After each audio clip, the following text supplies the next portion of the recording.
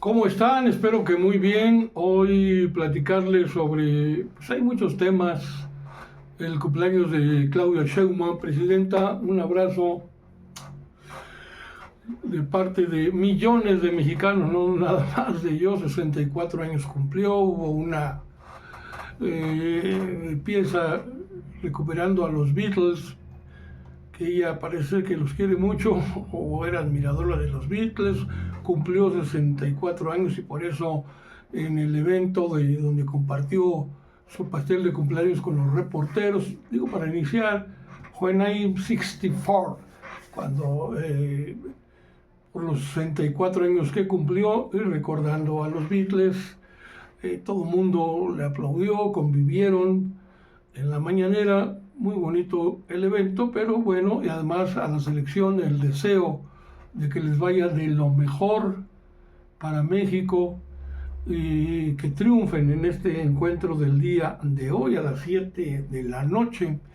Pero bueno, vamos a iniciar con datos duros que hay que darles y restregárselos, ahora sí que en el hocico a la oposición, que tienen una campaña brutal en contra de la presidenta de la 4T. La 4T no se defiende, la 4T deja hacer, deja pasar. Hoy dice Noroña, ya tenemos que hacer una campaña, tenemos que empezar a despertar. Digo, no, algo así, palabras más, palabras menos. Digo, oye Noroña, ¿no te parece que ya se tardaron demasiado y no actúan? O sea, la palabrería, los discursos en el Congreso, donde la 4T es mayoría absoluta, no hacen nada. Y ahí menciona a Alito Moreno, pero también hay que mencionar que lo protege sobre todo Monreal, que es que miembro de la 4T, declarado cenecista, es decir, para los que no saben cómo se estructuraba el PRI tenía sectores, se manejaba por sectores en su organización, Confederación de Trabajadores de México, CTM, Confederación de Organizaciones Populares, CNOP, Confederación Nacional de Organizaciones Populares, y CNC, Confederación Nacional Campesina. Y estos sectores pues dominaban al PRI, tenían diputados representando al partido durante muchísimos años y descubren al traidor de Ricardo Monreal declarándose cenecista ante Alito Moreno y otros de sus secuaces. Moreira, que es un vulgarzote, un pandillero como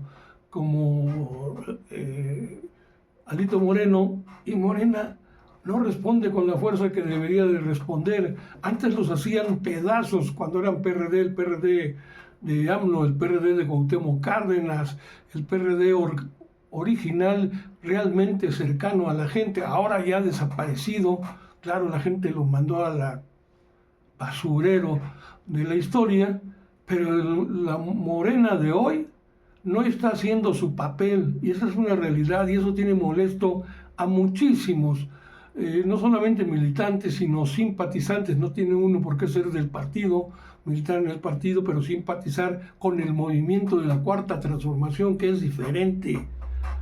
Y entonces, tanta guerra, tanta ofensiva contra la presidenta, estos imbéciles, perdón que lo diga señor Morena, no la detienen. Hoy, muy tardíamente, eso es un reclamo a Noroña. ¿Cómo es posible que lo digas ahora? Hay que ya hacer una ofensiva. ¿Ya? Ya te tardaste demasiado, ya se tardaron. ¿A poco Noroña es el único orador de Morena en el Congreso cuando hay tan nefasta persona como Lili Telles, como Ricardo Anaya, como Moreira, como Alito Moreno, que dominan el Congreso, y de Morena no se levanta nadie más que Noroña? Bueno, ahí está Juárez, el ex gobernador de Chihuahua, pero en sus defensas personales por el conflicto que tiene con Maru Campos. Pero pues hay otros, ¿no? ¿No hay otros? Pero como no se trata nada más de hablar, sino de actuar, ese es el coraje de mucha gente. Morena no lo está haciendo, no está saliendo en defensa de la presidenta, que también se equivoca cuando dice, pues no hay problema, déjenlos que hablen. No, No, presidenta, nosotros la queremos muchísimo, el pueblo de México está con usted, la abraza todos los días, pero díganos cómo, que nos digan cómo, porque Morena no está sirviendo para defenderla y aún con una encuesta, que esto ya es el dato duro que les quiero mostrar, que ni sumando los testimonios de personas encuestadas de las Heras, en una metodología especial que tuvieron en este mes de junio, hay que recordarlo porque ya lo habíamos visto aquí, pero Morena teniendo el 44% de las preferencias, es decir, si hoy se dieran las elecciones para diputados federales, por ejemplo, en las intermedias, ¿por cuál partido votaría? 44% es Morena, sigue siendo Morena, el partido fuerte, pero ya que actúen, es el reclamo de la población hacia el partido, hacia Morena, mientras que el 18% se lo distribuyen entre el PAN y el PRI, 9% cada uno, del 18 al 44 que tiene Morena, pelas, 7% Movimiento Ciudadano, 5% el Verde y otros 2%. Bueno, luego, pues darles otro dato también que es importante en términos de cómo han manejado la economía los expresidentes. Miguel de la Madrid estudió en Harvard, muy chingón. La devaluación del peso llegó a 2.454% abajo. Recuerden que después tuvo que llegar el asesino de Salinas de Gortari, donde estudió también en Harvard, y la devaluación del peso llegó al 36.7%. Él fue el que hizo la política económica de reducirle 3 ceros al peso. Digo esto para los jóvenes que no se enteran de lo que ocurría cuando cobrabas tu quincena, inmediatamente te la tenías que gastar porque al día siguiente ya se veía tu salario devaluado al máximo. Vivimos una crisis terrible, pero esa es provocada por el PRI, que ahora quieren hacerlo crecer, pero ya vieron el dato. Ernesto Zedillo devaluó el peso en 182.4%, entregó a México a los privados, a la oligarquía, perdonando los deudas a través del FOBAPROA, vendiendo los ferrocarriles nacionales de México, su esposa coludida con los narcos de Colima, y la Patricia X y su hermano, etcétera. Y con López Obrador, ¿qué pasó? Él estudió licenciatura en la UNAM, en la Facultad de Ciencias Políticas y Sociales, donde ahí yo estudié, abrazo a mi facultad hermosa, pues no hubo depreciación, no hubo devaluación, el peso empezó a apreciarse hasta en un 13.2% y con Claudio Sheinbaum las cosas siguen igual. Así es de que para dar esos datos, hay el tema del fracking, esta técnica para romper roca, reventarla con agua, y los científicos mexicanos pues han señalado al gobierno de Sheinbaum que el fracking pues no es viable realmente aplicarlo en México. Este es un asunto que es muy controversial en todo el mundo, no nada más en México, pero en Estados Unidos, por ejemplo, ha provocado precisamente problemas ambientales. La mandataria entonces, Sheinbaum, señaló que se han sumado nuevas voces a este comité que ya se ha integrado, que evalúa la viabilidad de esta técnica, y adelantó que el comité ya cuentan con resultados mismos que van a ser presentados próximamente, sin dar una fecha exacta, pero parece ser que será pronto, porque a este comité se han agregado científicos de la UNAM y del Politécnico Nacional, donde sí puede hacerse el fracking, donde no, de plano sí o de plano no. Y luego viene el tema de la alcohólica cocainómana de Maru Campos, la controversia. Ella debió haber sido esposa de Felipe Calderón, ¿no?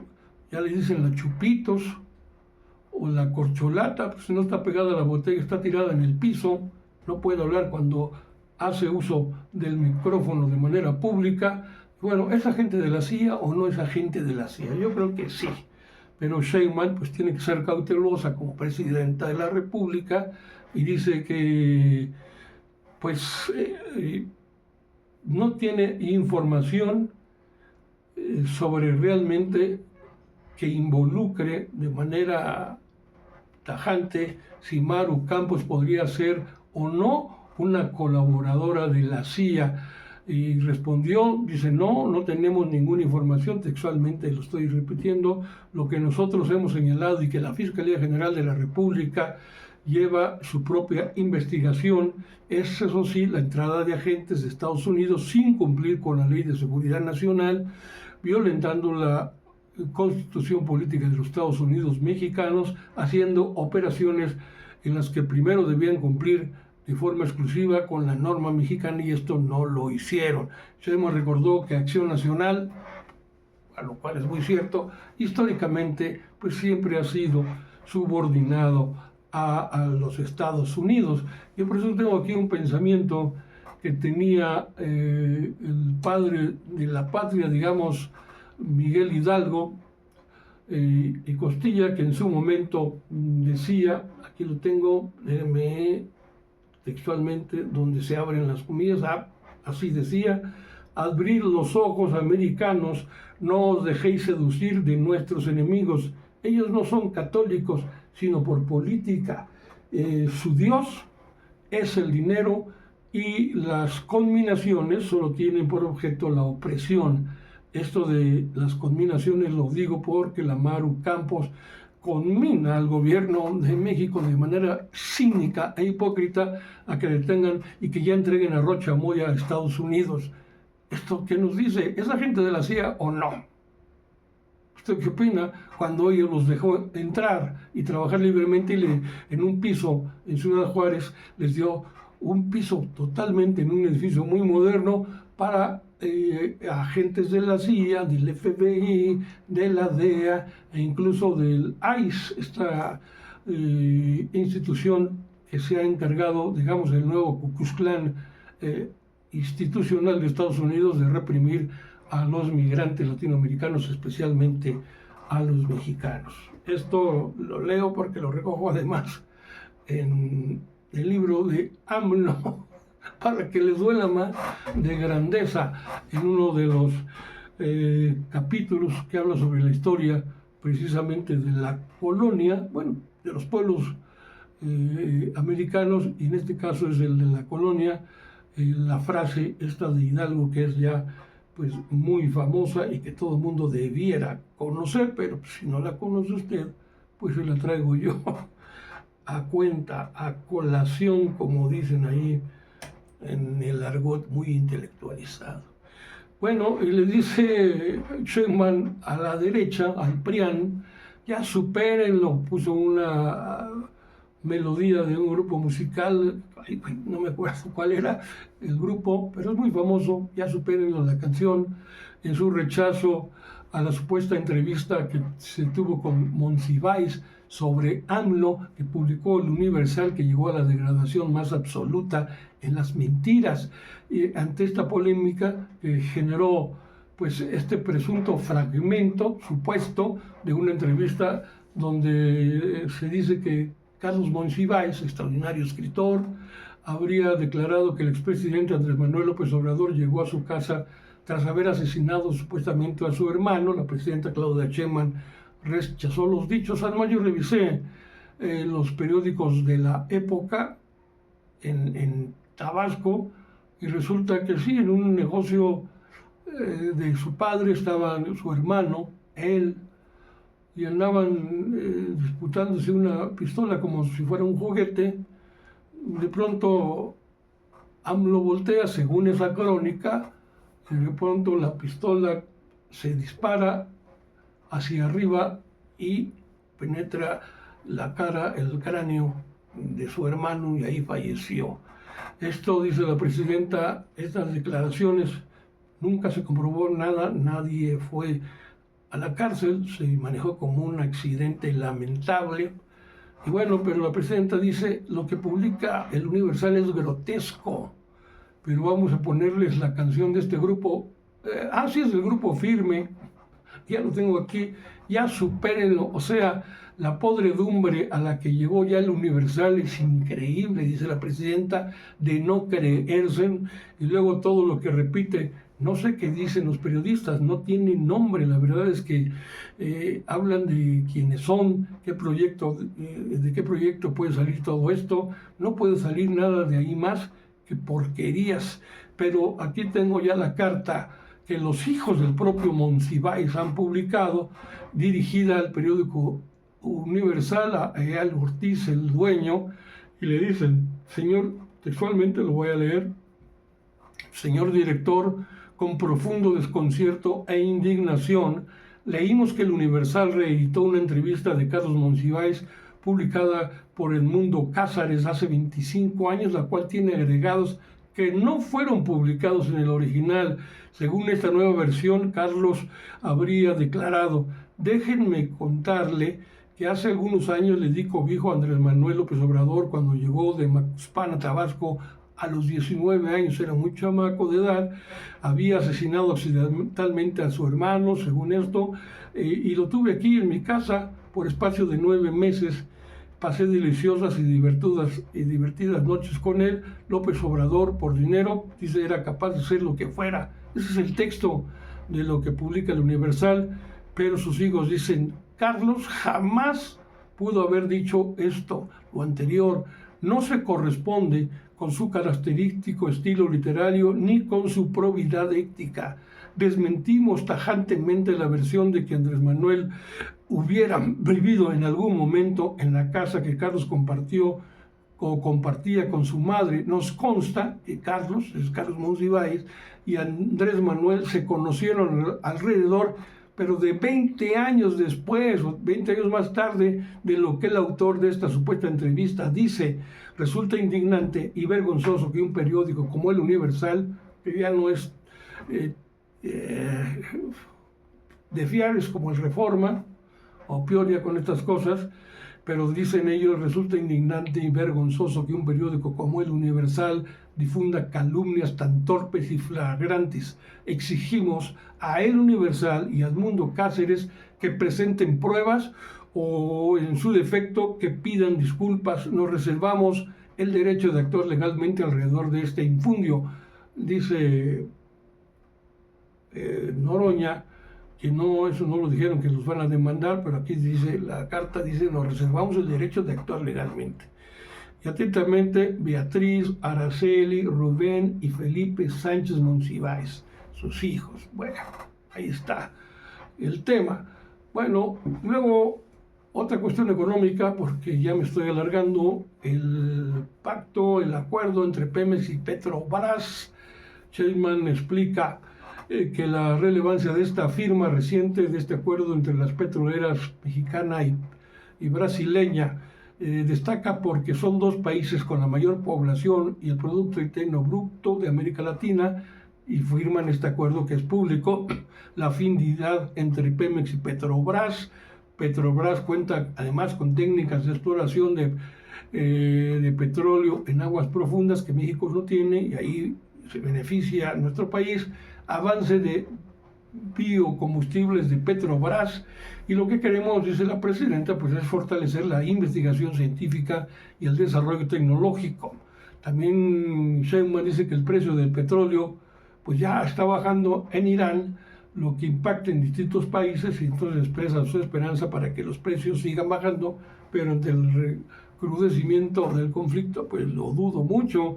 También habló sobre la inflación en México, que ya las cifras de reducción durante la primera quincena del pasado mes de junio llegaron a colocarnos en 3.55%, recordando que sus opositores aseguraban que el precio de algunos productos como el jitomate pues habían subido y provocado inflación. Pero bueno, esto ya está. Y pues con eso me quedo, porque hay un tema energético muy importante, en donde se proyecta que el 61% de la generación de energía eléctrica va a ser ya desde el sector público. En el 2000 y el 2023, la participación del Estado en la generación eléctrica del sistema eléctrico nacional había disminuido del 99 al 45%, mientras que los particulares en esa etapa aumentaron del 1 al 55%.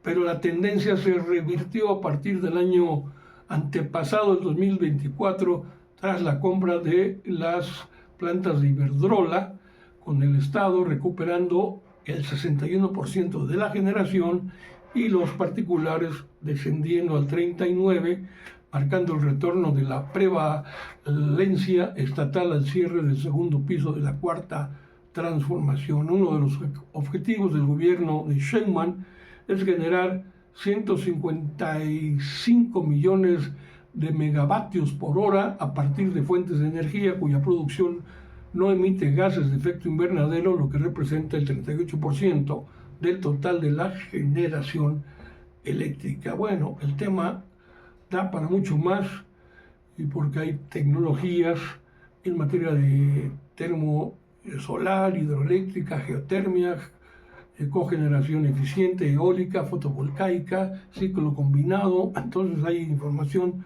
sobre todos estos temas que luego pues, vamos a poder platicar, pero más a fondo. Mientras tanto, con esto me despido. Ojalá me dejen una opinión.